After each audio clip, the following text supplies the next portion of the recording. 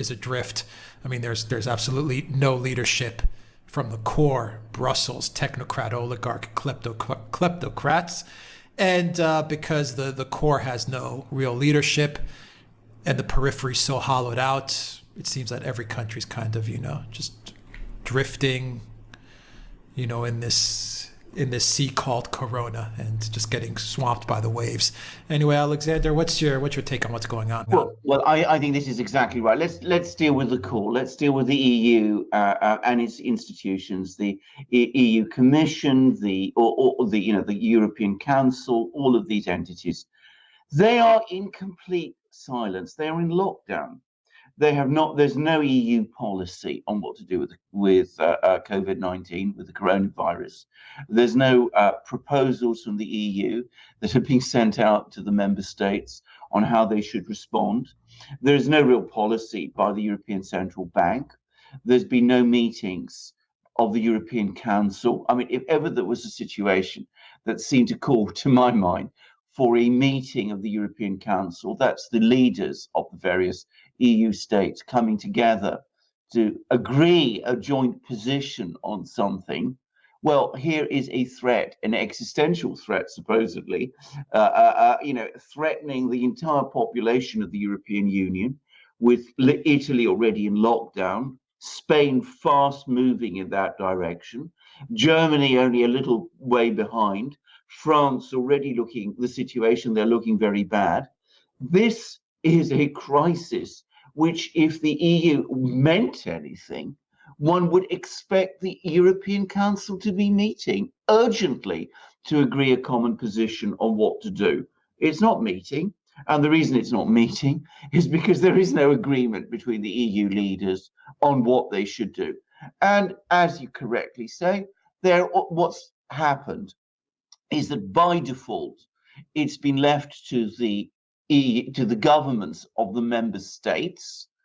The political leadership of these governments has been completely hollowed out over the last 30 or so years, as the EU has centralized authority in itself and has worked to hollow out governments in the member states. So, strong politicians, strong leaders, as we've discussed many times, are not really wanted in the member states, and there aren't any. And the result is that we have different countries taking different policies. Italy, as I said, has a lockdown policy. Spain is moving that way. France may be moving that way very soon. Germany, it's all over the place. No real policy, because Merkel isn't really doing very much either, and seems to be admitting that it's going to spread to 70% of the population. But even where governments are acting, they're not acting in a very vigorous way. And I say that even of Italy. I understand that, publicly, Italy has, announced all of these various policies. It's quarantine places, it's locking down movements, it's doing all of these things. And that sounds impressive. And I believe that the Italian people themselves are acting with actual, dignity and discipline in response to this. But the government isn't there.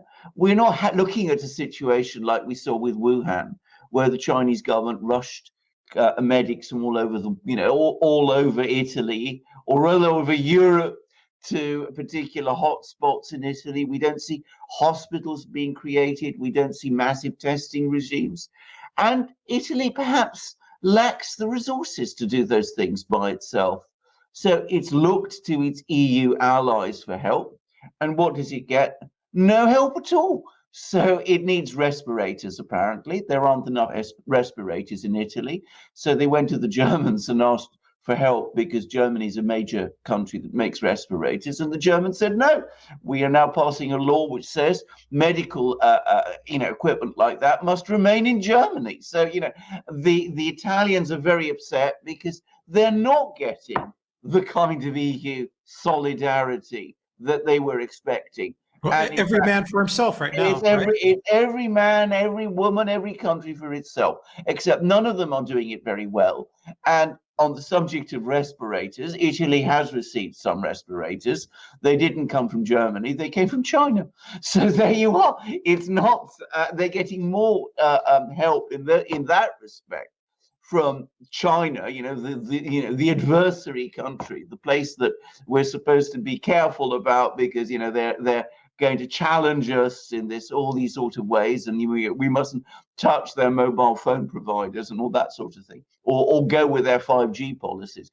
But Germany, which is, of course, as you said, the de facto leader of the EU, well, that's not helping Italy, it's helping itself.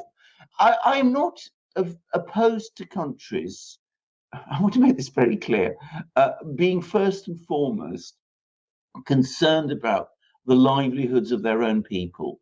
That is the priority of every government. But consider the propaganda we've been hearing from the EU for all these years about how, all these countries have allegedly pooled their sovereignty so, they can all stand together, and, the collective is greater, the whole is greater than its parts. And it's taken the coronavirus to expose what a complete sham that is. Not for me, Alexander. I lived Well, through Greece. I lived through Cyprus, and I'm going yeah, to make a comment, and I want you to elaborate on it. The EU yeah, was never, has never been, and will never be about solidarity, no matter what no. they say. It's always been about subjugation.